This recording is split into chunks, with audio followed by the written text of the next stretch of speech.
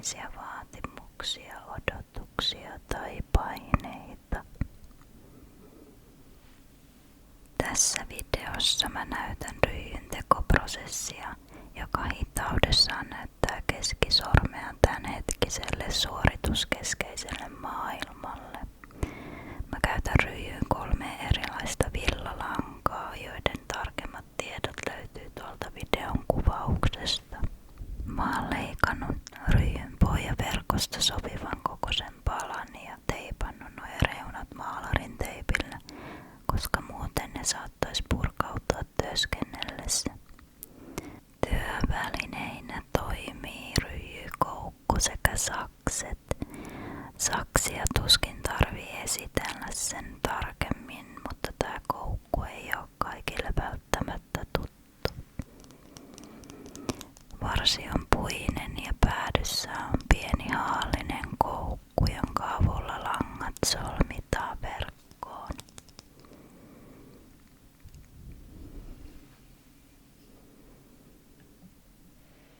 Ihan ensiksi täytyy kuitenkin leikata langat, ja koska tähän ryijyyn tulee vähän kolmiulotteisuutta, niin mä leikkaan langat näiden muottien avulla eri pituisiksi.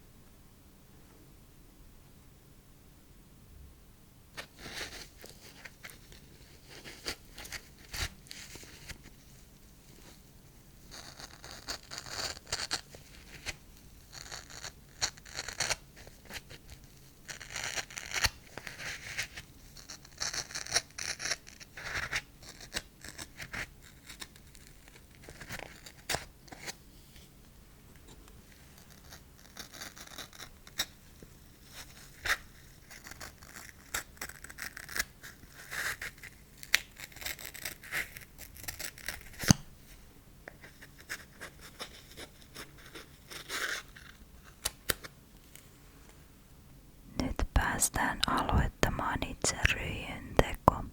Mä oon tehnyt jo ensimmäisen solmun merkiksi tosta aloituskohdasta.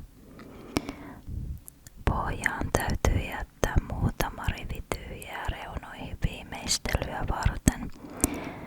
Ja sitten otetaan lanka koukkuun ja aloitetaan solmujen teko. Tai siis jatketaan sitä. Tänne ei ole tarkoitus olla opetusvideo, mutta jos ryijyn teko tällä tekniikalla on uutta, niin saat toki käyttää tätä videota oppimistarkoitukseen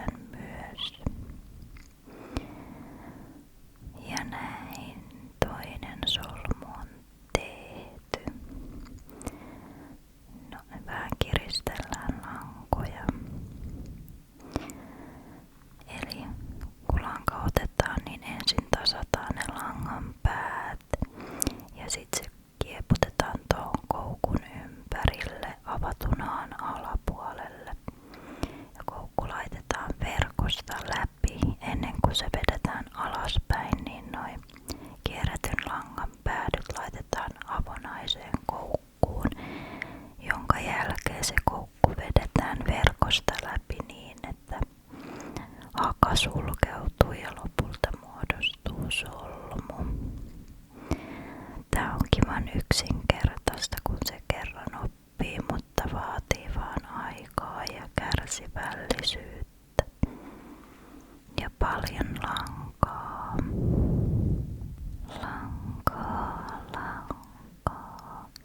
Paljon lankaa.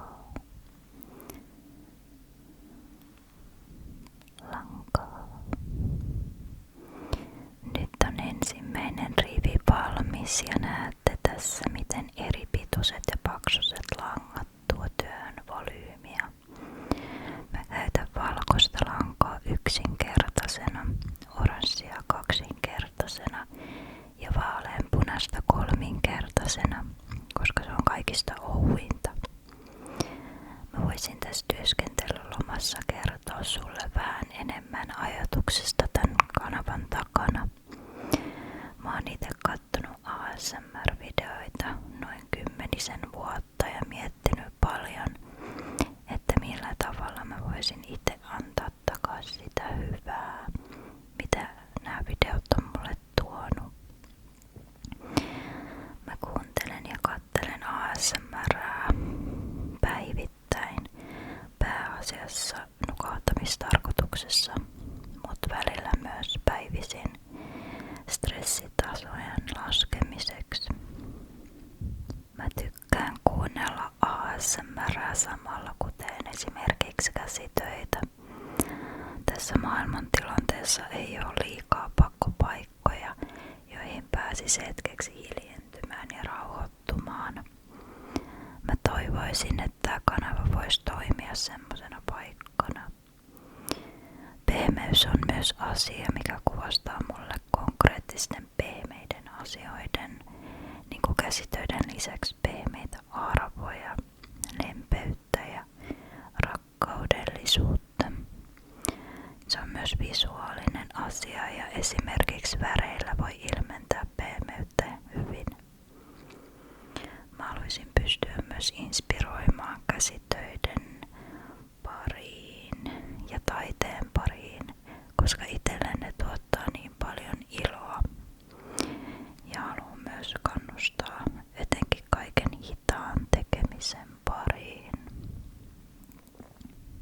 Oon itse ollut aina hidas ihminen kaiken tekemisen suhteen ja kokenut siitä huonommuuden tunteita. Tässä yhteiskunnassa ja maailmassa arvostetaan niin paljon nopeutta ja tehokkuutta. Mun mielestä se on surullista, mutta koska sun ja mun myös on tarkoitus nyt vaan miettiä kivoja ja positiivisia asioita, niin mietitään hetki, mitä kaikkea hyvää hitaudessa voi parhaimmillaan olla. Jos mietitään vaikka työskentelyn ja tekemisen näkökulmasta, niin hitaus ja huolellisuus kulkee paljolti käsi kädessä, kun keskittyy siihen mitä tekee ja miten, niin jää huolimattomuusvirheet vähemmälle. Hitaudessa asuu myös monesti rauha ja oikeasti onko mitään ihanampaa kuin rauhallisuus ja levollisuus. Mun mielestä ainakin se on kaunista. Kaunista. Kaunista. Kaunista. Ja nyt mä voisin keskittyä ihan vaan sun rauhan ylläpitämiseen. Jos sulla on sellainen hetki ja oot paikassa, jossa voit sulkea silmät, niin tee se nyt. Jos sun silmät ei ollut jo kiinni, hengitetään hetki syvään. Hengitä sisään ja sitten ulos ja sisään